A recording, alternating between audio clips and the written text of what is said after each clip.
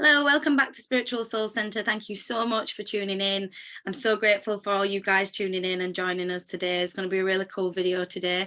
I've got an old friend of mine. As I said before in the previous video, I'm kind of expanding who we have on the channel a little bit, and I want to bring more people in, more different perspectives, different frequencies, and just kind of get a little bit of a different perspective. So if you guys have any ideas of what you want us to cover in the comments, please drop that below so that we can kind of cover them in the future, because it's always great to have new ideas. But my friend Dave, I met him years ago at Psychic Nights, and it was an instant kind of you're a strange person like me, and it was a sense of having an understanding and a knowing, and being able to have deeper conversations, being able to explore the worlds of spirituality, astrology, past lives, physical health and alternative health and holistic health. And there was some great things I learned with Dave, and just great experiences, and also just really grateful to have shared our journeys together along the way, and now have reconnected, because like always with any energy workers, sometimes you go off in your own bubble, you come back, and it's always so nice to get these reconnections of energies back in. And Dave's a fantastic energy worker, and he's navigated a lot in his own personal life, so I'm really grateful to have Dave on the show today, and to work with Dave and to know Dave. I think it's a great thing that we met. Thank you. It's good to be with you as well, Anya. And yeah, I always appreciate meeting people who can talk about weird and unique stuff with. So I think that's it. When somebody starts talking about, oh, did you see Coronation Street? I'm like, I'm blocked off within seconds. But when somebody's like, what do you think about past lives all happening at once? I'm like, oh yeah, well. So yes. Thanks for inviting me on. No, and that's the thing. I remember being sat in the back of the car, and one of our first encounters, and I was like, me with the question, me. And it was just this sense of, we got a feedback from someone else that were in the car, like, God, I didn't think it could get worse than just Dave. And then there was two of us that was going on, and then we were going on together.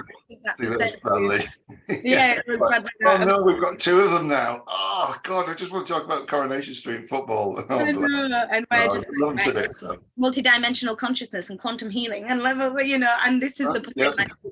It's so nice, and it's kind of an example of how you do find your soul family along the way. You do find people that you're connected with, and people that your soul resonates with, that might not even be people that you're super close to every day, but it could be people that you're just in touch with that have an understanding and a resonance with how you view the world, your different perspectives, and the alternative views that for a while we were kind of a minority of population. And there is kind of a big movement spreading of awakening and awareness and healing, which is absolutely fantastic. But for a while we were kind of on a solo ship, just kind of doing his own little thing in his own little world. So it was a nice feeling and a nice connection when we were able to meet someone that had the same depth and understanding as each other. And I think it's important to know that you can just meet people wherever you are going amongst your life that are on a very similar frequency to yourself. Yeah, and I think because we both come from different generations as well, don't we? So it was always like acceptable to challenge each other's views and say, well, why that? Why do you think this? Why do you think that? Without falling out or having to cancel each other or go, no, you're wrong. None of that, but just did to accept that, that, you've got to be open to like generational differences, points of view, people growing up in different eras. So relevant that you've touched on that, Dave, because we also had different societal experiences. I was a younger female, you was a different generational male that had been through quite traumatic experiences yourself. So we were kind of at opposite spectrums of within our own pain and within where we was processing our own pain. And a couple of times, there was that energetic non-understanding sometimes, and that's okay. Like, there's a sense of you can have resonance with some things and not others. And that's also fully acceptable. That doesn't mean you don't have to be friends with someone, or you don't have to communicate with them, or you don't have to, like you say, challenge each other's beliefs, or even question that within self, and think, does that fit right for me? Does that resonate with me? And kind of making a discernment on whether you want to take in that information or not. Yeah, of course. I'm a child. I grew up in the 70s and 80s. So, I mean, it was a different world back then. There was no internet. There was no mobile phones, no tablets, no social media, nothing. It was just an entirely different time. Mm-hmm. And, so we if we wanted to learn about something, we wanted to find out about something, you couldn't go to Google or Bing or whatever. You couldn't go on YouTube. You had to go and find a book, or the library, go and search deep, for stuff. You had to really, and it could take a long time sometimes to get answers. For sure. Yeah, I remember wondering about past lives when I was like in my teens and late teens, and I was like, where on earth do I go for information on this? Starting out looking for hypnotherapists. That's how I came to know Margaret Hall, and other ones as well. And it was like trying to get information from them. And there might be the odd book around, what you'd have to order and get the book and then read the entire book and then form an opinion. And so, parts. Yeah. Nothing was done for you back then. And the effort needed to do that, like your dedication, you'd have to be dedicated to getting your answers. So different times. Whereas now you can put that question into, what AI chat or Google or whatever, tell me about past lives and past life experiences. And you'll get 100, 200, 400 different articles or things like, and they're all different. And it's like, oh, my word. It's expansive. And it's almost like it gives us this overload of information. So in the same sense of, I really think, I would love to know what you think, but the timing of which people were learning back in the 70s and the 80s and the 90s, I was born in the 90s, so I was like the cusp of things changing, and I still had the experience of things before and then things after in my teenage years, so I kind of got a bit of half, and you can really feel the pace in how slow progression and awakening was. It was like snail pace.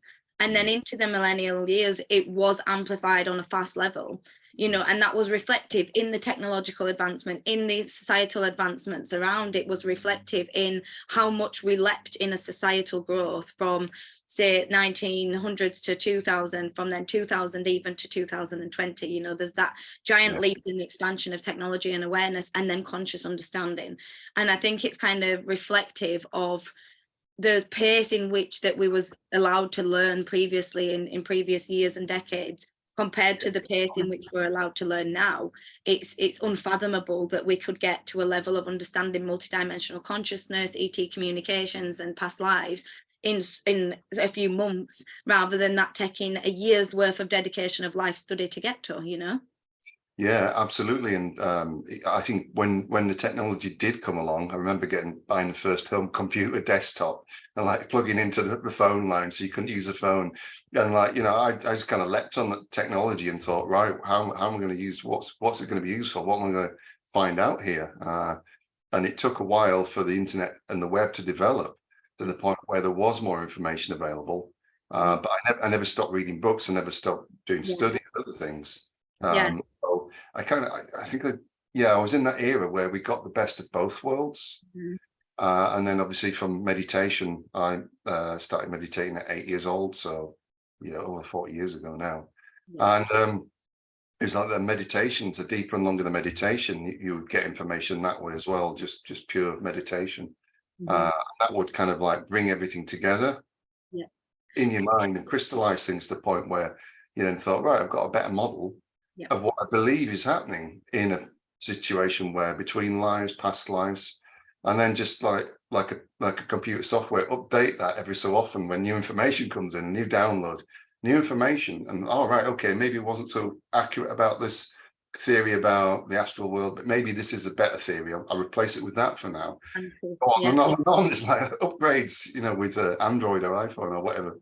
It's kind of like that, but on a slower basis, like you said. Very much right there, because even like you say, even when we had technology experience in the millennial years, it wasn't to the level it is now. Even what we've just experienced in the past few months, in the past year, that's just gone boom, expanded. And I remember 2019, 2020 searching for things like 5D consciousness and higher dimensions, and there was like 2 or 3 podcasts that existed. There was not many. When you search them words, there were not many that had come up, and this was not that long ago. Whereas now you search them words and there's hundreds and hundreds and hundreds, and it's kind of like it's clear and evident to see that the past few years have been the amped up, intensified period for people to go so deep within themselves to go so deep within their own consciousness, within their own mind, within the reality that they're living in, and to really question, like, who am I on a soul level? Who am I living this human experience? What am I here to do? What is my soul's purpose? And so many people started asking that question in that period of 2019 to now and 2021. You know, them couple of years was such an intensified period for those that were ready to awaken and chose to awaken. That time was I think a really beautiful and significant time for them to be able to do that. They were supported by the collective. Yeah, and of course, cosmically, everything that's happened in that time, and we won't go into that, obviously, because it's been covered to death, was cosmically, I think, wonderful timing, looking back in hindsight now, because the number of people that were taken away from the jobs and the work, and they were forced to kind of sit and look at themselves and just reassess their life and see that, hang on a minute, that the stuff happening on the outside, it's not all it seems to be. And they had those opportunities to have like a kind of dark night. Off a little bit, we're back on though, we're good. There we go. So yeah, a lot of people had time, more time than they realized they ever would do, to kind of sit and look at themselves and reassess their life and you know, wonder about things. Yeah, this thing about 5-dimensional consciousness and 5D realms and so on. I recall going back to the 90s, getting hold of Dolores Cannon's books. I'll always name drop Dolores Cannon, wonderful, beautiful woman. I love Dolores Cannon, I love her. Yeah, amazing. So I was like reading her books about convoluted universe and all that stuff, and one by one, and kind of devouring the information and sometimes rereading them and thinking, oh wow, yeah, this is fantastic. I've never seen information like this before, and there are other authors as well, other people. And then when you say when it comes along with the internet, everything that's already been written then gets kind of transposed and paraphrased onto the internet, but then other people come along where the internet and videos and YouTube and things is their specific medium. They may not be authors like Dolores was or others were, but then they're putting the information out in a more accessible way. So yeah, kind of like two streams met together, and then they kind of like formed a more of a river. Yes, and then it allowed more force, more power, more people, more flow, and more of that fast pace, you know, as a stream trickles, a river flows. And that's kind of the literal perfect example. It went from being a trickle of consciousness, trickle of awakening, to a flow of a river and a real deep sense of conscious awareness and conscious awakening. And I think truly it was a time in history that, you know, like you say about Dolores Cannon, she was one of, in my opinion, one of the pioneers for talking about this stuff, for bringing it into consciousness, for talking about source energy, about entity attachments, about past lives. You know, she was really one of the first people to bring that into a 3D human level. And then obviously there were so many others as well, but she is one that's in a lot of our consciousness as that stuck out. And I think what we went through in 2019, 2020 was something that had been written about and spoke about and prophesized about, and it was the Great Awakening. It was the time of expansion, as we all know, but it's so much deeper than that. It was the awakening on the cellular level. It was the awakening of our ancestral being, of our divine feminine, divine masculine within self. It was the awakening of our multidimensional connected being to our higher self, to our fractals of self. It was the awakening of the connections to who we are as a planet, who we are as a species, who we are as a race, who we are as a soul. And that goes so deep and it's so layered that I don't think we'll ever get all the answers, you know, until we pass to source, because there's no way you can get all the answers for that. It's just so much to learn and so much to expand on, right? Yeah, and I think, you know, like you said, we still, to this day, we're still trying to put the pieces of the puzzle together and to separate one realm of experience from another, 3D, 5D, and to integrate that and to be able to say, well, okay, you know, there are, like, I mean, Dolores always wrote about and talked about sets of volunteers coming in, new generations coming in, like Generation Alpha now, like my little boy's Generation Alpha. They're coming in for a different purpose. But that way, where we separate, where some of us, we might feel like we've left some people behind, in a sense, because they're unable to separate themselves yet from the old way, the old paradigm, the old way of doing things into the new one. And it's not that we can't love them anymore, or you know, talk to them or be with them, but you're just not as connected on many levels, because they won't have any idea, one or the other, which the other's experiencing or living. So yeah, it's created a lot of difficulties, a lot of problems for us to solve. and this new paradigm coming in is a different way of living, but it's still going to take us many years, and hopefully I might see it in my lifetime, but it's Yeah, still I do a long think so. while. I think I think if we look at the can't say it, the amount of change that's gone on in the past couple of years, we can kind of have a prediction on if it continues at this rate or faster, the more we can consciously handle. Then I do believe that in the next 10, 15 years, we're going to have a whole different reality than we've been living in the past couple of decades. So I do think it's going to be one where we're connected to consciousness, connected to our magic, our powers, our sense of source energy, healing abilities, connection and consciousness, and energy frequencies. And I think we're going to have heightened abilities and remembrance of our different dimensional lifetimes, and soul connections that are maybe not on the human level in this lifetime. And I think we're going to have giant expansions of consciousness that we're already seeing in people and in ourselves.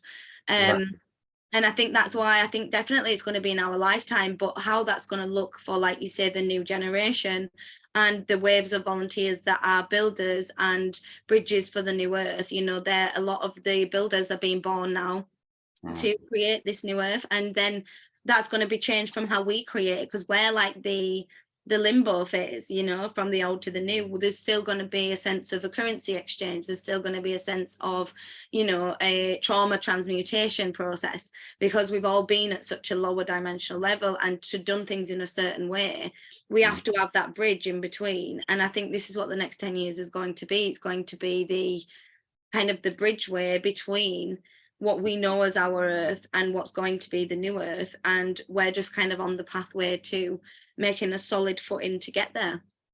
We are. We in essence, we're the bravest ones have come in at this time, and we kind of chose to go through this, where one set of like being and living is being broken, the system, society. I mean, look at a number of things that are breaking at the moment. I mean, like people and stuff that's going on. And you thought, well, yeah, there's some that, I mean, there's all kinds of stuff coming out about people, and you're seeing who the real controllers and manipulators were, because they've stepped into the room and taken the masks off, and we can all see who they are. And now that's still breaking, and things are still breaking, and people are going, oh my God, I had no word, no idea, or no word of this, or no idea about, who these people are now, kind of, their part to play in the greater plan is to also wake people up. Yep. No matter how bad they are and what they've done. Everybody from, dare I say it, Bill Gates to the Dalai Lama, they've all done a little bit in waking people up. Yeah, of course. That's the thing. That was a really great perspective someone gave me when I was really beating the drum in 2020 and 2021, when I was really angry at the people not understanding the perspective of freedom and understanding the perspective of like human rights and blah, blah, blah. And someone gave me this perspective, and I can't actually remember who it was. I really can't remember. But it was a sense of they chose to have an even greater sacrifice than us, because they chose, some of them, to even pass away to actually show how bad and how much truth underlied to what we were saying in terms of the dangers of, things like that, and of wearing these things. And if no one was wearing them, if no one was doing that, and no one was getting ill, then there would be nothing to be talking about. There'd be nothing to advise about. Yeah. There'd be no change. And I think, soul groups that come to transition at a similar time is a key theme of our lifetimes and our era. I mean, that probably generationally happens every 3 or 4 generations, such as in like the book of the Fourth Turning, which is about how like things generally repeat themselves in a spiral way about every 84 to 90 years. Generations come round and round. But yeah, there's always a point where you can kind of predict a little bit further into the future what's ahead. And all those people that came and checked out, I know plenty that checked out the last couple of years or so. I was amazed and surprised, and lost two or 3 very dear friends, are just like here one day, gone the next. And I think they did kind of agree to check out en masse in order to show, in a wider sense, to show the rest of us that, well, something's definitely broken. It's literally like we was coming from a perspective of anger and judgment, when in reality that was such a greater sacrifice than what we were making, because we knew the truth. We weren't going to do that. We wasn't conforming. We was You know, it was painful to live in truth, but we were living in truth. And, you know, it was the line to our souls, whereas those that made that sacrifice really chose to set way of why we're here to do this and what we're here to do and why it matters so much that we never go back to doing that we never go back to blindly just walking into the slaughterhouse, you know. It was essentially a kind of trap for humanity, and those that did kind of, you know, unconsciously sacrifice themselves into it in a way we're just kind of, well, I know they did us all a great service. So I think when the dust settles, or the dust's already settling, but as in a few years' time, I say the next 10 years are crucially important. Changes with the sun's magnetic force and our 4 gas giants lining up in about it's about 2 or 3 years' time. They're gonna force outside changes on us as a planet, as a society that we didn't expect as well. Those are kind of creeping up on us, and they've been hidden by other issues. So we're going to have to find. I know you're into growing your own veggies and your own fruits and things as well. So you know, it's time for a bigger change and going backwards to some traditional values, more traditional ways of doing things, whilst also accepting a modern and progressive way of being open to living and spiritually and having a fairer society, without the political control and stuff that's been going on as much. Yeah, so true what you say, because we need to take back the ancient wisdom, the ancient remembrance of our bodies, the ancient knowledge of medicines, of plant medicines, of herbal healing, of knowing how to forage and grow and connect with the earth and grow our own food, and, you know, connecting into what we eat and why we're eating it. But then in the same sense, we also need to have the new understanding of the technology that we have no idea about, that we're going to have access to in the next couple of years, in my personal opinion. That's going to be, you know, once there's been that release of that suppression and control from the dark agendas that be, I do think we're going to have a lot more access to multiple different technologies, as we're seeing with the AI chat and the design things, you know, that are coming out, that are kind of really out of this world things that are being created, you know, and instantaneously. So I think it's that combination of technological advancements with great beautiful intention and heart-centered intention, as well as then remembrance of who we are on a soul level, on an ancestral level, and being able to bring back the knowledge and wisdom that has been suppressed and taken and locked away from us for many years. And, you know, a lot of us, like you say, did channeling, and it was in like 2019, I think. No, 2020, well, 2019, 2020, when I got my allotment, and it was just like this calling in my soul. I had no idea why I wanted to get it. It just got literally brought to my doorstep. And, you know, it was wonderful, beautiful, most like crazy thing for me was learning this whole world of foraging and growing your own vegetables and timing. And I tried to do it like a human way, 3D way, and timing it. And I realized that it's just so much easier working with intuition and working with frequency and just listening to the plants tell me when they want to be pulled, and you know, and it was just a sense of communication with the frequencies like I do with animals, and that really helped me connecting with growing my own vegetables and being self-sufficient and independent and things like that. And being tested a little bit with my allotment. It's being threatened to be taken away from me at the moment, so we'll have to see where the universe is taking me there. And maybe it's telling me to move, so we'll see. But there is the point is there is sense of so much that we can tap into of the past and the past wisdom, but then also bringing that into the new and allowing us to expand that into the next couple of years. I think it's going to be a really expansive time for the way in which we see our world around us expanding, unfolding.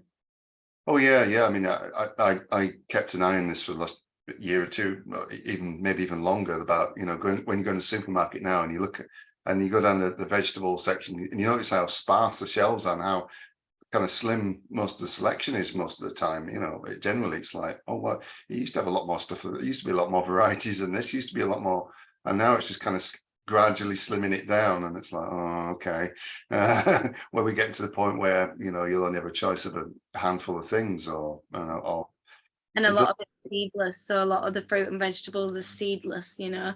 So in Aldi, they've started bringing a lot of seedless grapes and seedless fruits, and it's really funny that they're doing that, because it's like, well, why? You know, why are you doing that? You know, why are you doing that? And it's all generally from all over the world, and it's picked too early, it's not ripe, it's not ready, and it doesn't get to mature whilst it's in transit for a week or 2 or 3, whatever it is. And it just comes, and a lot of it doesn't have the full nutrition in it. And like I say, it doesn't have the seeds either.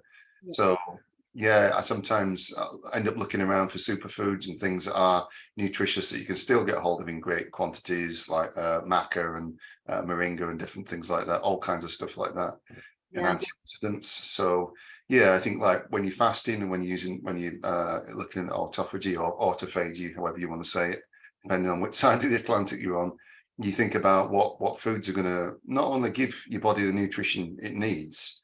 Say if you're doing like a forager's fast, which is just the odd nuts or the odd superfoods, as opposed to a water fast with no food and just water. So then you can try and see your body still getting fed with nutrition, right, that you don't get from processed food, from junk food, from modern food, which is pretty crappy, really. Well, a lot of it's GMO'd, it's not actually real food, and it's not got that nutrients. And I didn't eat meat for a long time, and a lot of the vegetarian food is actually all GMO'd food. I was vegetarian for about 16 years, and my body at the end of it was just like a lot of it is no nutrition in it, processed stuff, and really bad carbohydrates and things, and it was just bad fats. And at the end, my body was like, oh God, I had to go back to eating meat and getting decent meat that's not as factory processed and stuff. But yeah, there can be hormones and GMO processed inside meat, inside the veg. And I think if you can find like a local farm or a local market, a local market shop, a local farm shop, or even like Sunday markets in local town centres, usually grass-fed animals. Places like that where you can find some more alternatives that are a lot more natural and organic, and you can always smell it, taste it. Literally, when you smell the onions and the apples, like they smell so fresh and it smells so raw, connected from the earth. So I always know what's for me or not by the vibration of the fruit and the veg. But I think going to places like that is a lot better.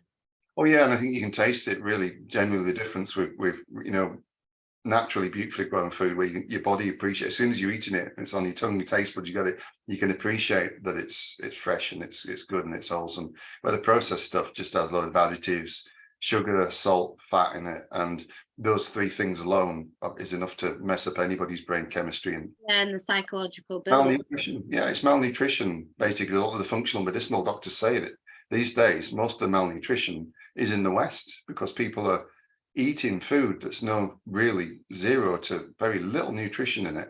And then after they've had like the pizza or the processed food or whatever, an hour or 2 later they're hungry again. The message has gone, the brain down to the gut's sending messages back going, this food you sent down a couple of hours ago, that pizza and the cake and all the ice cream or whatever it is, it tasted all right, but there was no nutrition in it. I'm going to make you hungry, can you send us some more food? And then you go back to the freezer, back to the fridge, or back to the biscuits or wherever, and you get some more, and you're like, yeah, you're getting food and you're eating, and you're like, your cravings for food and things, but you're not getting the nutrition. So your body's constantly sending messages backwards and forwards, and it can actually lead to like poor health, gut health, through malnutrition. And you don't realize this. You won't think in the West that this would be a problem. I know, right? But I think the Westernized societies have one of the worst health that you could probably get. I'm not gonna lie, And I think I knew people personally that were vegans, and I'm not saying all vegans or all plant-based diets are wrong. I'm not saying that at all, but when they're done incorrectly and they're supplemented with supplements like vitamins and GMO'd food, I know many people personally where the organs are shut down, the livers and the kidneys were failing. They had to really amplify with omega-3s, cod liver oil, different types of irons and proteins and B12 to actually boost up their body back to a functioning level, because their body had gone into like state of shutdown, and it is so important. Like, if you were running a car, you wouldn't run it on diesel, not petrol. You wouldn't run it on no empty tank so that all the stuff's getting stuck in the carburetor. You would run the car on enough fuel. You'd top it up regularly. You'd look after the engine quality and the substances that were going through the engine. You clean it out. And this is kind of like what we have to do with the physical body if we're not detoxing. And that's, I always say, when you're coming into this world of like awakening and health and all this stuff, you've got the big pharma industry, you've got the cleaning industry, you've got the food industry. Like, it just never ends. Like, you can't do it all at once. You just can't. Like, you physically can't do it. Listen, you've been doing that for all of your life. It's not going to make that much difference for the next couple of weeks as you're detoxing. I think the best thing you can do is pick 3 things a week: one health product, one cleaning product, and one food product, and then work on detoxing one of them products per week, and work on reducing the amount of toxins that you are bringing into the home, around your children, into your bodies. And then slowly that starts to really, you know, improve on your whole household overall. And if there's a multiple in the house, then multiple people can be doing one a week, and that can reduce it at a faster pace. But don't try and do everything at once, and then, because you'll literally drive yourself crazy. You know, it can be so overwhelming, and the list doesn't stop. Absolutely. And I think with most people, the whole thing about detoxifying the bodies and stuff, it seems like an enigma or mystery to them, because it's like, well, I can't see it. How do I know it's happening? If I can't see it, it can't be hurting me. It's like the kind of the common mindset is that, well, okay, well, no, I'll carry on eating what I want to eat. I'll carry on spraying chemicals and repellents and stuff, and or cleaning products and makeup and all kinds of stuff. I'll carry, you know, kind of all around my body. Chlorine in the water, which absorbs super fast into your body, just chlorine. All types of carcinogens and toxic heavy metals and things, from household cleaning products, deodorants, and so on. You think, oh, well, I'm all right. There's nothing wrong with my health, and you know, it's not affecting me. So, you know, all these people, you know, just a bit wacky. They're a bit hippie. Bear in mind, they get no, you know, oh, give up. Oh, you know, you end up, you know, making a joke of it. But then later down the line, a year or two later, they get really sick with something, or they get, you know, sick to the point where they, you know, chronically or even critically, or whatever it is, and the body's loaded with toxins, loaded with stuff that was stored up over years and years and years and years. It's finally got to the point where the body's gone, sorry, lasses, we can't take any more. It's like, you know, Scotland's broken down, the engine can't take any more. I'm going to shut this down. I'm going to shut your kidney down. I'm going to shut your stomach down. And we're getting sick. And then they're like, oh, why am I ill? Oh, I'm so ill. Like, well, you spent your entire life toxifying yourself in a way, and it's not anything that anybody wants to hear either. No, because people don't want to feel like they're to blame, and no one's actually responsibility, because the society is to blame, because it's set up that way to make you fail. So no one's saying it's your fault at all. Nobody at all. The thing is, we've all been toxified. We've all lived. I've been exposed to many toxins over my years, you know. And I look at my little sister now, she's 9, and she's there with a little makeup and her perfumes, and I'm like, oh my God, you know, I was the same. And I try and obviously talk with her, but you know, it's what everyone's doing, all the friends, and it's like, how can I? But then I'll say that, and she looks at my essential oil perfume that I make, and she really wanted to make some, so of course straight away make her some, and I would always give her that alternative, you know, and she's drawn to it, which shows that no, at first they might not want to do it, especially the kiddies when they're learning a new way, but then once you show them over time, I just say to her, listen, it's got bad stuff in it, it's really bad for your skin, you know, if you can't put it in your eyes and you can't swallow it, why would you want to put it on your skin? And that, in her child brain, she still understands that, you know, she understands that that's not good for her skin, and she still thinks about it, but she wanted to make the alternative perfume and take that home with her. So in her little mind, something clicked that I want to use something different, you know, and this is what we have to do as an adult, take responsibility, you know. I'm not saying you had to know before, or what you've put in your children before. Nobody knew, no one had a clue. So how your intention was never malicious, your intention was never to harm, it was to look after your child with the best products on the market, which are usually the worst ones available. And that's the thing, we don't know any different. So don't blame yourself for previous mistakes. Please just focus on how you can improve and make better choices for the better quality of your health and the people around you and your family's health, because it is a very toxified world, but that's even down to the air that we breathe. So we kind of can't avoid it. We've kind of just got to learn to detoxify and work with a frequency that resonates with us. It is, and like I say, it's down to education, self-education as well, about, you know, what could be best, what could be better. If you are, you know, in that situation where you've started picking up issues and problems health-wise, and they become like from short-term acute to long-term chronic and things, people will tend to go to the doctors, go to the, you know, health service and so on, and they'll get a tablet or two, or they'll get something for it, and it won't necessarily, you know, they might see a short-term relief or whatever, but long-term, a lot of problems remain unaddressed. So yeah, to educate yourself on what alternatives could be. Yep. I think that you have to have some determination to do that. I think you have to personally be driven to it. Yeah. Where I've been through the medical system for years and it just kind of destroyed me inside out. And I'd be like, I need another way. I'm really done with this. Otherwise, That's how a lot of us get there, isn't it? You know, that's how I got the same way, because you kind of think, there were a moment where I sat there and thought, well, I'm not going to live this way for the rest of my life. I just kept being handed more tablets and more tablets and more tablets. And I thought, nah, surely there's another way, you know, and that's the thing. There always is another way. And as we're talking about here on a physical level, detoxifying the toxin exposure and the food that you're eating and all them things, that's on a physical level. Then obviously, as me and Dave have spoke about, and as I've spoke about many times before, you always have the mind, body, soul. So you have the traumas, triggers in the mind, in the conscious and the subconscious mind. You have the memories in the body, the emotions in the body, and the physical communications of the body. So usually where the ailment and the illness is represented in the body is representing some emotional trauma trapped within the emotional vessel. And then you have the soul's connection. That's where you could have past life trauma, multidimensional level of trauma, spiritual attacks, so many different levels of things that could be going on there as well. And it's so important to make an attempt to try and unify and connect in the mind, body, and soul. Yeah. Sorry to interrupt. Yeah, you're saying about toxic, like these days, a buzz phrase is toxic emotions, isn't it? These days, where it's like, oh, that's toxic, behavior's toxic, this is toxic, that's toxic. Things get labeled as toxic. Emotional toxins are the ones that you've never purged and the things you've never dealt with. Yeah, so you could have grown up your entire life and had a traumatic incidents in childhood or traumatic experiences of any type, and all kinds of types, you know, loss, abuse, grief, all kinds of things to do with, mostly to do with families. Most things come through families. And if you haven't ever purged and dealt with those, you know, delved into that dark side of that to bring it to the light and look at it and understand it and live with it and, you know, heal yourself from it, then those toxins will remain in your system. And those toxins, like say, you know, in your body, you get sick, you get illness, you get disease.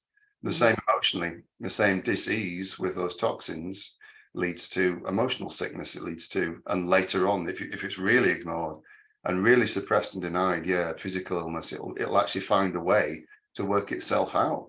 You know, somebody that gets a problem with the skin or the whatever, or it's probably got the spine. Yeah, the spine, whatever it's got, it leads back to toxic, unexpressed emotion or something that's not been purged. Yeah. So like if we do with healing, talk about purging emotions and actually dealing with the difficult stuff. That's the difficult healing work to do. It can't all be glory and light and just, you know, live in the light constantly. It's not easy. It's not easy. Many of us really pain and just such confusion and disillusion. And I think you really touched on a good thing there, that we can kind of give them a little bit of, you know, obviously as energy workers, you know, I don't know about yourself at this moment, Dave, but I know that we can offer support and help in guiding you through this process in terms of releasing emotional toxins if you are struggling with that. Usually where the ailment is coming up in the body is where the ailment is on emotional level, so you can associate that with chakras or pain points within the body. So for example, when it's endometriosis and cysts within the womb, it's usually wound trauma. When it's the spine, it's usually the root chakra feeling sturdy and supported within self. When it's migraines in the head, it's the crown chakra, etc., etc. You know, mine was the solar plexus in the stomach. So each area has usually a representation of the energetic memory and trauma in there as well. So like I say, we can help with that. But then on a physical level, I use things like raw red onion on the feet to detoxify the body, the blood, the third eye. I use apple cider vinegar in baths with a tiny bit of bicarbonate soda and essential oils. You know, I use a lot of essential oils for cleaning, for herbal healing, for perfumes, for sleep. I use essential oils for everything. I use a lot of natural balms and creams for pain and cuts and infections and it, like, you know, scabs and things like that. You know, water infections, dandelions and cranberries and things like that. You can really do so many things that can flush out and detoxify your body. I'm not sure if you want to add any into that, Dave, because I know you have loads of herbal. Yeah, how long have you got? There's a couple. One of the nicer ones I found recently is I'd always, like yourself, I'd always blended and used essential oils for various reasons and, you know, for all kinds of purposes. one I came across just by accident was one of my favorite essential oils has always been copaiba essential oil, which is from the Amazonian tree, which is anti-inflammatory. It heals the skin and cuts, burns and bruises and so on. But I ended up seeing a crude version of that, which is actual just pure tree resin oil. So it's got everything in it before it's distilled into an essential oil. So it's like really quite soft and quite low viscosity oil. So it's quite thick oil, but it smells very, very natural, like it's unprocessed. So I accidentally the bottle of that and thought, oh, this is a bit weird. It looks like some kind of like really thick cooking oil or something. And then when I just found out, well, actually, it is actually the tree oil, the resin oil. Beautiful. Oh, it's actually wonderful stuff. And that's anti-inflammatory. And I think I'd had like from digging and stuff in the garden, I'd had like blisters on my hand and blister would come up. I just put a little bit of the copaiba on, and overnight the blister just went totally flat and dry and just went. Same with burns and cuts and bruises, but that's good for a large amount of things, copaiba. Yeah. Yeah, there's so many remedies. I use CBD. Not all day about them, but that's one of my personal favorites. Beautiful, beautiful. And it's like there's so many to explore. I have wrote a couple of my personal favorite for detoxing and all, like herbal alternatives in my ebook, Light Up Your Life. So that is available on the website if anyone wants a copy of that. So that's got quite a lot of a structure to it of my journey of detoxification. As mentioned, I was on 26 tablets a day. I was on a lot of medication and, you know, not eating good food. So I had to really kind of detoxify and work on mind, body and soul. It's a multidimensional thing. You know, we can't just do the body. We can't just do the mind. We can't just do the soul. We have to do all three. And it doesn't mean you have to do all three at once. It just means we have to work on all three at some point, you know, and connect them together.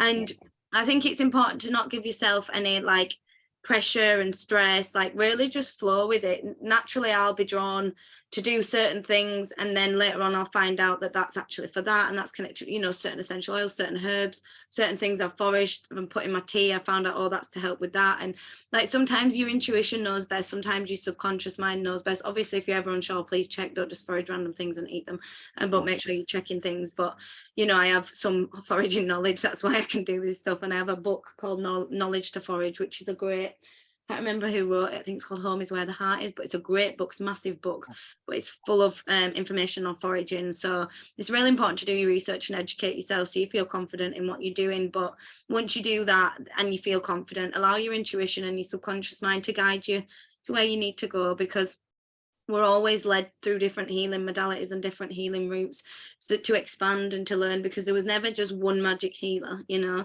There was all these different types of plant medicines, all these different types of techniques that we can use as energy workers, different types of methods to get energy from source and to work with our energy.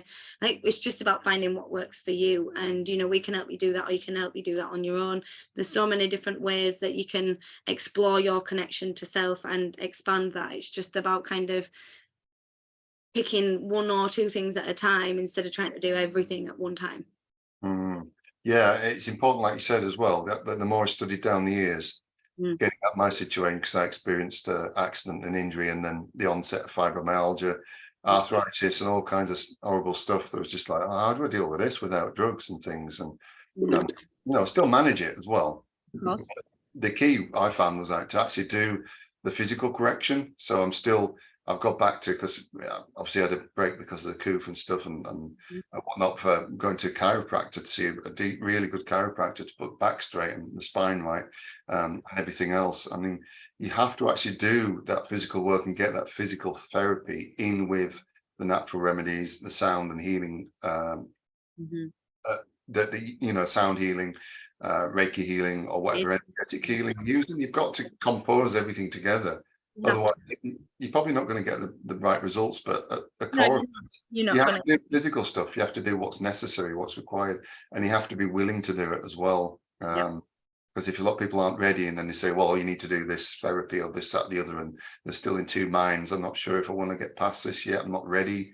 Like Hippocrates, father of medicine, said, if somebody comes to you and they say they want to heal, you have to get agreement from them first, if they're willing to give up what is actually hurting and ailing them.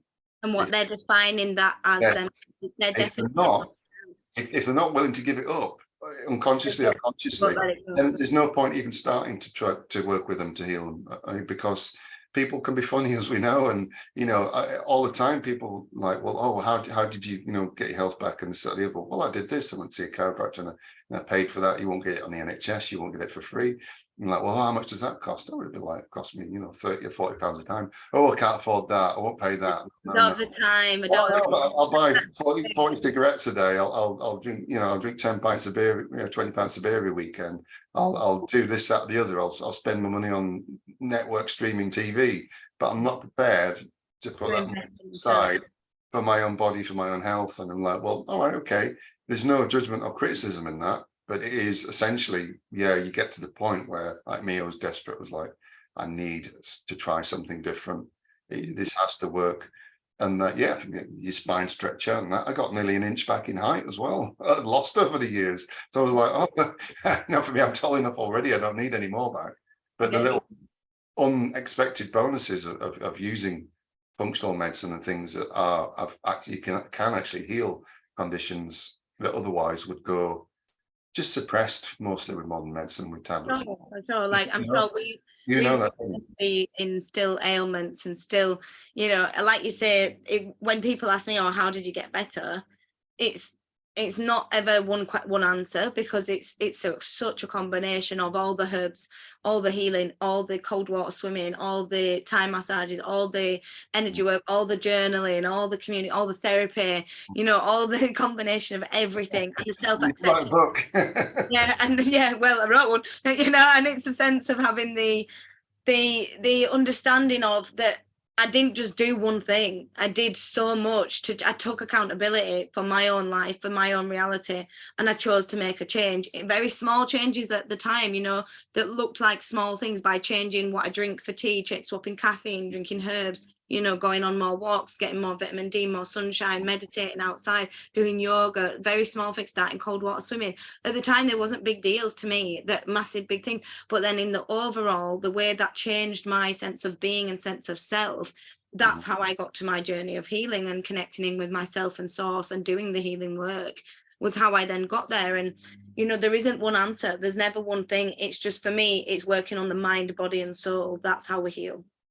Yeah, and I think these things are framed in the media, social media. They're always framed as lifestyle choices, lifestyle changes.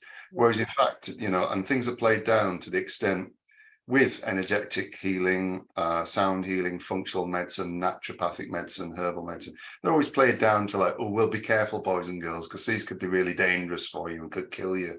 And this is coming from the same mindset that is saying, well, yeah, but just eat all these antidepressants and painkillers and don't worry about what that's going to do to you. Have a 1 in 11 people. Part of the paradigm change for me. The paradigm shift now is happening. It's actually happening where we're going from that kind of closed off mindset that, well, oh, I can't do that because it could be dangerous. But I can still fund this other side that's kind of potentially harming me, to like, well, actually there's a shift there. And I think it's important that happens and does more and more. But there's still a place for allopathic medicine and pills and things like that, especially in emergencies. Like there is no reason why in an emergency to sit there and put essential oil on someone's snapped off leg. Is that we're not exactly going to do that way. We're going to fully validating the need and the necessity for mainstream medicine in emergency situations. I just think the whole system, as we said earlier, systems are collapsing. The lies and the brainwashing indoctrination that we've been fed throughout the years of, in terms of who we are and how we are weak and unable to heal ourselves, and we need external interventions to heal very small things within self, or things that just need to be communicated, or we need to get outside more and change his routine, could really have a massive impact on his mental and physical well-being instead of taking a tablet.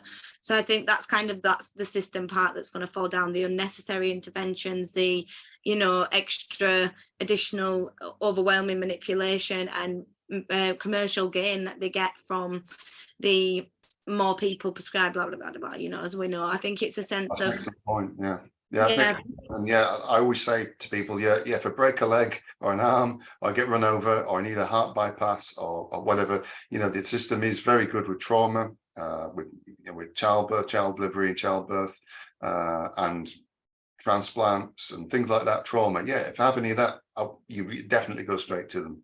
when it comes I to don't agree with the emotional, childbirth, so. but everything else I agree with, but not the childbirth. I'm not Oh, agreeing with. no, I'm no. not agreeing with you there.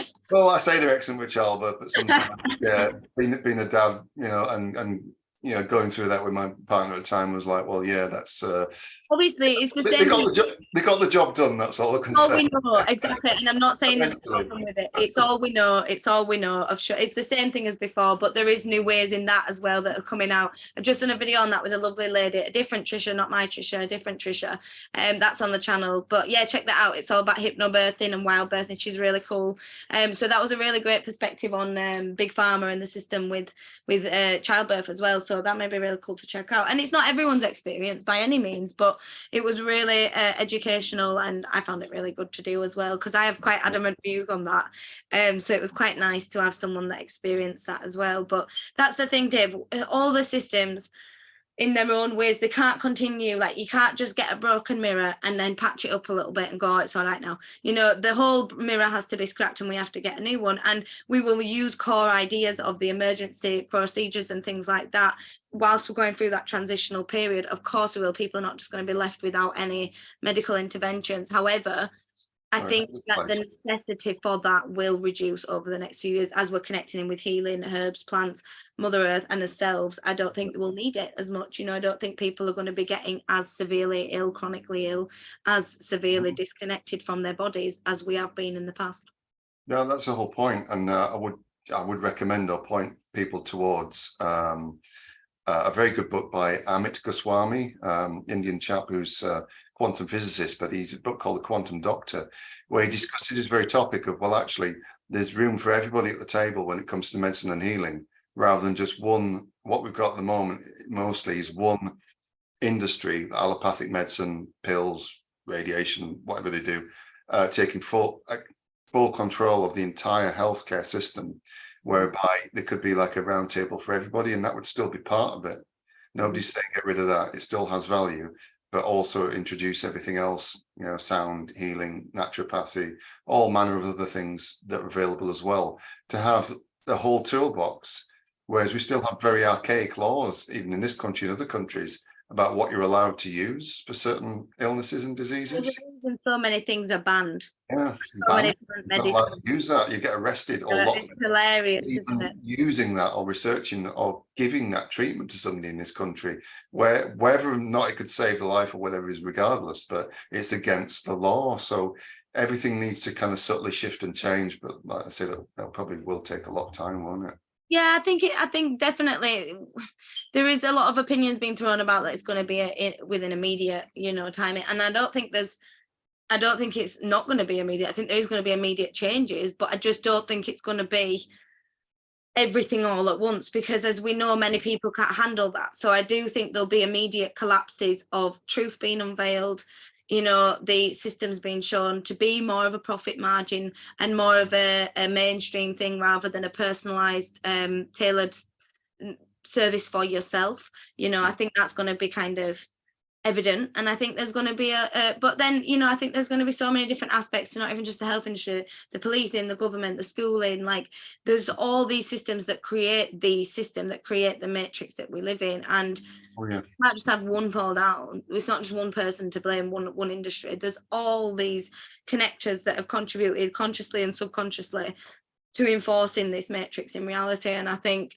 now is the time to be able to see clearly and see through and find our truth.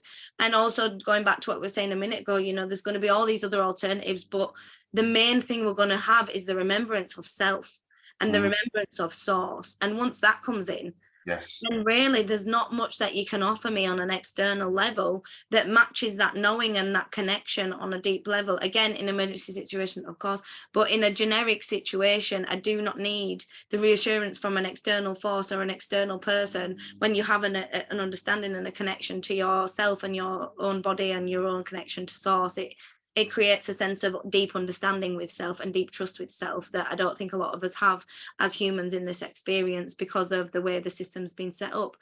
You know, I think that's going to be changing, that we're going to feel more connected and more able to use those abilities that we've been locked away from using for a long time. So I think a lot of things are changing, but what, when and what, where, why, when, we'll see, won't we? You know, it'll be a flow. Yeah, definitely. And it is an ongoing thing where people are learning once again to trust and honor, like you say, that connection to source, connection to nature, connection to their own spirit, and even their own souls and minds to an extent where in the last 20 odd years or so have brought in a lot of very, very immersive technology that has distracted people from their own minds and their own souls. A connection, it's kind of built like the Black Mirror, whatever you want to call it, has built a bit of a lot of an obstacle. With some people, you just see, you can wander around the streets now, and people like walking down the street, they're just staring at the phone, they're not even looking where they're going.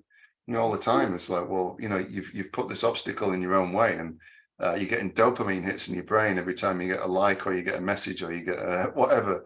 So you've created, in essence, you've created a bit of your own barrier. But that true connection coming back for us is, yeah, long. I know we're discussing this over the internet on a laptop, but it's like we're doing it consciously. But that's the best way, right? Like Yeah, using it with beautiful intention. That's the way, because like I intention. was saying earlier, we're not going to go back to the Stone Ages where we're just living in, you know, darkness and all that. She said, I don't personally think that'd be a great environment for us all to live in. You know, I think it'd be not the best quality of life. I think the point is we're going to have technology, but we're going to use it with a much better intention, not to control, manipulate, spy, and, you know, police. It's going to be a sense of connection, amplification, unity, expansion, growth, learning. Like that's how it should have been used in the first place. So I think what's going to change is the intention and who controls it. Yeah, absolutely. And yeah, there's been so many distractions for us as a society, and as you know, I know it's different from continent to continent and country to country. I mean, if you visit India or other countries, and you know, the kids don't walk around with tablets and smartphones. They don't have any of that. But their connection to nature and each other is more natural. Yes. And yeah, it's got to come back. But yeah, I think sometimes things seem to fall into the wrong hands. Technology is always created usually from a neutral perspective, with a few exceptions, obviously, like, you know, weapons and stuff like that. It's usually neutral until somebody comes along and finds a specific use for it, where it's good or bad or indifferent, and then that's where the problems begin, as we know. So the internet can be used for a lot of good and to connect people and join people together in thought and communion, or it could be used, you know, for nefarious purposes and all kinds of stuff. And that's the thing, we can never, you know, right now we can't dictate to where that goes. But what I do think personally is that things are flowing, and this world we're stepping into with the new generation of babies and the new generation of children and light workers, and the generation that we've all kind of set out a pathway for, they're going to have it a lot more flowing, I think, and a lot more supported and a lot more connected and a lot less pain and suffering and control and manipulation, which is really truly beautiful, right? And that's kind of what we've got to give love to and give awareness on, that it is a very powerful time to be alive right now. We are alive at a time in history that will go down in history as a very monumental time, for where the whole society shifted in consciousness, and you know, the whole society made a choice whether or not to go on that ascension journey. And it's a very, very powerful time. And right now, not many people have a full understanding of what's going on. Even light workers and energy workers, we have parts of the puzzle, but we don't have the full puzzle. So that's always important to remember when you are gaining information and experiences of other people, you know, on social media or on YouTube. Like, it's beautiful to learn and expand your consciousness, but also remember to have discernment with what you believe and how you perceive it and the ways in which you understand it and interpret it, because we all have, you know, a different part of the puzzle, and sometimes some of us can, or any of us can, interpret it that slightly differently to others, or wrong, or what, nothing really wrong, but the way I perceive it might be different to someone else. And that's important to remember, that it's all based on personal interpretation, and your interpretation could be different to the way someone else perceives it. So please don't disregard your own because someone sees it in a different way. You are probably seeing something for a reason. So yeah, I think it's a wild ride, but you know, I think if we hold on and we kind of support each other, then that's kind of the best thing we can do throughout this difficult time, because it has been emotional and challenging and intense energy. Yeah, and we're shifting into a period where, yeah, our own responsibility for our path and things is crucially important. Where such a time in like humanity and societies where it's unavoidable, or it's becoming unavoidable not to be responsible for your own actions, for your own thought, your own choices and things. So the consequences are coming up much quicker. The karma's turning very quickly, and it's like, well, you make the choice to be responsible for yourself. And whereas there's other forces or globalist forces pulling us towards, well, just give up all your rights and responsibilities to the state and allow us to pay for everything and do, and, you know, kind of the whole shift towards, I think it's been coming over 20 or more years or so, where that they'd be trying to pull people more towards that. And yet a lot of us are kind of rebelling against that and going, well, actually, no, I'd rather be responsible and stand up and take account for myself and not make the bad choices, and rather than give up all of my autonomy and all my choices. I choose to heal. That's the thing. What people are choosing to heal now, and that's responsibility. Yeah, taking that responsibility, like you say, Dave. And yeah, that feels like a really beautiful place to kind of sum that up. Is we've got to take accountability and take the choice to choose to heal, to choose a better life for ourselves and a better future for our children and new generations to come. And, you know, that's kind of the reason why the team is setting up this retreat and running this retreat in July. It's going to be all about taking responsibility and accountability, and how you guys can, and all of us are going to be healing there, but how we can choose to heal and how we can choose to take awareness and responsibility of the dynamics in which we have been living and the choices we have been making and the priorities that we've been putting in place to create the reality in which we're living in now, and how we can alter that to match our true heart vibration. So it's going to be a really powerful, really expansive, really like beautifully intense energy work retreat. You know, it's not necessarily going to be just chilling out by the pool. There is going to be a lot, I mean, that is going to be there too. I'm going to be chilling by the pool at some point, but there's going to be a sense of a flow, workshops, you guys getting involved, doing a lot of the work, also feeling connected, feeling like you are connected more, feeling that your connection with source is amplified. We're going to be doing some psychic workshop, mediumship workshops. We're going to be doing some inner child work, some shamanic drumming sessions, and an expansive, you know, awareness journey of the mind and expanding the mind out on the last couple of days. So if anybody wants any information on that, it's all in the links below. There is only 15 places left, so there is limited places available. So if anybody is interested, please get in touch below. And if anyone's got any questions or anything about that, do just let us know. But yeah, it's been absolutely wonderful to have you on, Dave. I've really enjoyed having you on and reconnecting back in and just going with our flow of energy, because our conversations are always so invigorating and connecting in. So it's absolutely awesome, and I'm sure that you'll be on in the future for some more videos. You know, I'd love to talk a little bit more about your experiences and your journey and what you do in terms of like your past life experiences, your astrology knowledge, your connections with all the different things like that, because you have so much wisdom and knowledge to bring. So I think maybe next time we could touch a little bit on your story and what you bring. But I'm not sure if you're available for any one-to-one sessions at the moment, but if you are, I'll pop any details down below. If not, then that's not a problem as well. So I'm sure people can still get in touch and send you an email.